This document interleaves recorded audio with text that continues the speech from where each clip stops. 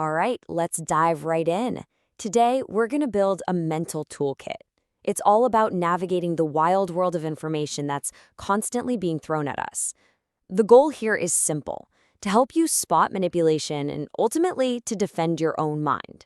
So let's get started. I bet you've heard a story just like this one. This was a huge myth, right? A piece of fake news that went absolutely viral through emails and chain messages. It's the perfect example of the kind of stuff we see every day. Shocking, emotional, and designed to make you panic. It sounds terrifying, right? Well, that's exactly the point. And that right there is the million-dollar question, isn't it? How in the world do you figure out what's real and what's fake? And look, this has nothing to do with how old you are or how educated you are. The most sophisticated stuff can fool anyone. I've got a buddy, a super sharp guy, an engineer, who got totally convinced that McDonald's burgers were made from some kind of ammonia-washed fat, all from a TikTok video. It took us maybe 5 minutes to find out the story was twisted from a TV show back in 2011. It just goes to show you how easily any of us can get tripped up. Okay, so to really get a handle on what we're up against, we need to call it what it is.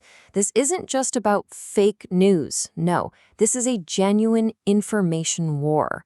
Our beliefs, our perceptions, they're the battlefield. And the consequences are very, very real. So what's the main weapon in this war? It's propaganda. Now, don't think of this as some dusty old word from a history book. It's a very active, deliberate strategy to get you to think or act a certain way.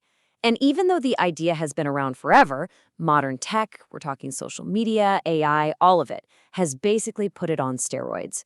It's more personal and more powerful than ever. And you can actually see how this has evolved over time. The word propaganda itself, it actually came from the Catholic Church in the 1600s, from their mission to, well, propagate the faith. Then you fast forward to the World Wars, and it's all about posters and films to get everyone behind the war effort.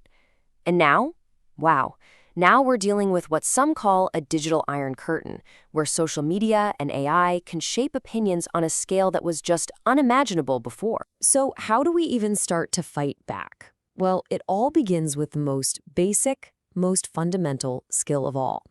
Being able to tell the difference between a fact that you can prove and an opinion that someone just feels.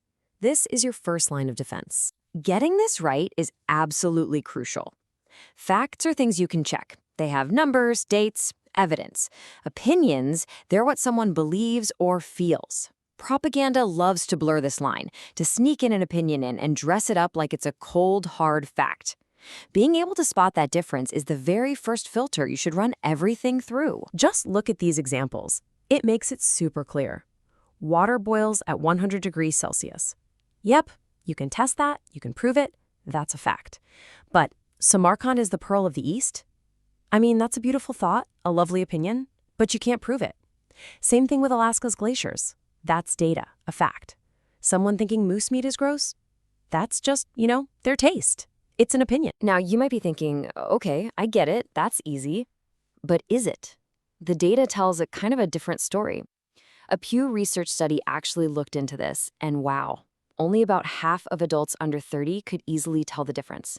And that number drops to just about a third for folks over 65. So what does that tell us?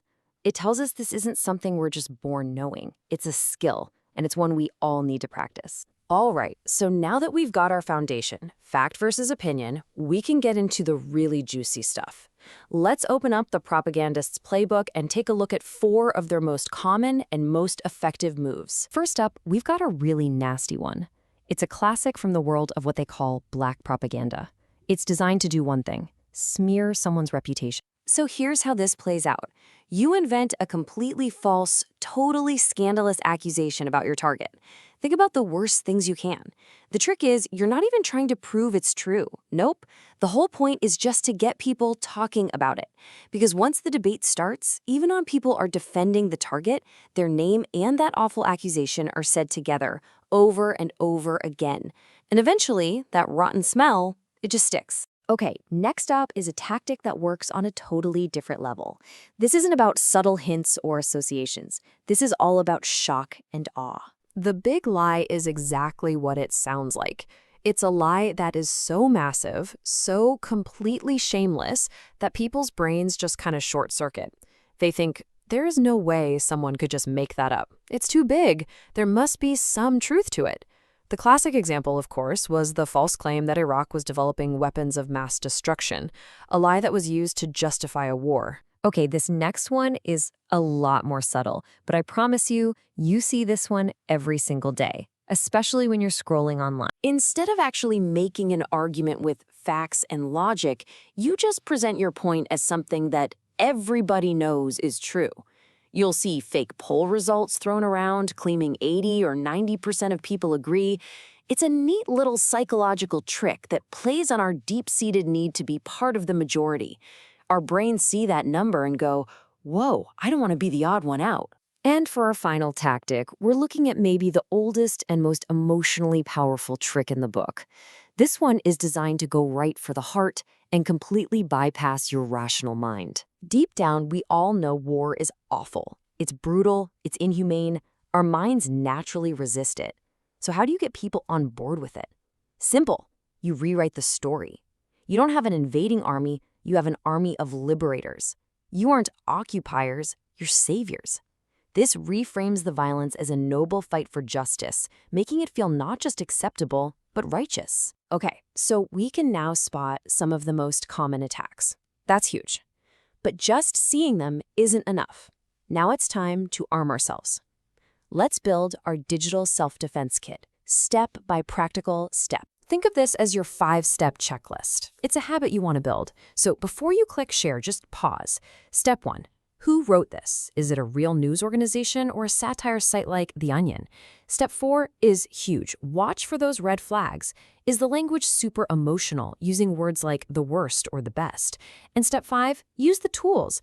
A quick reverse image search on a photo can tell you in 10 seconds if it's from a video game or from a different event 10 years ago. And the best part is, you are not in this alone. There are amazing professional-grade tools out there for you to use. You've got websites like Snopes and PolitiFact, which are fantastic for debunking this stuff. There are projects in other languages too, like Proverino. And for images, TinEye and Google's reverse image search are absolute game changers. Seriously, bookmark these. So we've covered the tactics and we've covered the tools, but we have to understand the real endgame here. Modern propaganda isn't just trying to fool you about a single issue. It's trying to divide us. It's designed to pit neighbor against neighbor, to start fights at the family dinner table. And winning this war takes more than tech skills. It takes human connection. So what do you do when it's someone you love, a friend or a family member, who has fallen for a piece of propaganda? Here's the key. Do not argue. It never works. It just makes them dig their heels in deeper. Instead, try what's called a Socratic dialogue. You just ask questions, gentle, honest questions. If they say something like, well, country X is just defending itself, you could ask, that's interesting. So why is all the fighting happening inside country Y's borders? You help them tell their own story out loud, and often they will be the ones who find the holes in it. And that brings us to what might be the single most important takeaway from all of this. The ultimate purpose of propaganda is to make us hate each other, to make us pick abstract ideas over actual people. The absolute best defense, the ultimate shield against this, is to remember that the people in your life, your family, your friends, your neighbors, they're the ones who are going to be there for you. They matter more than any argument being pushed on a screen. Our shared humanity, that's the antidote. Thanks for watching.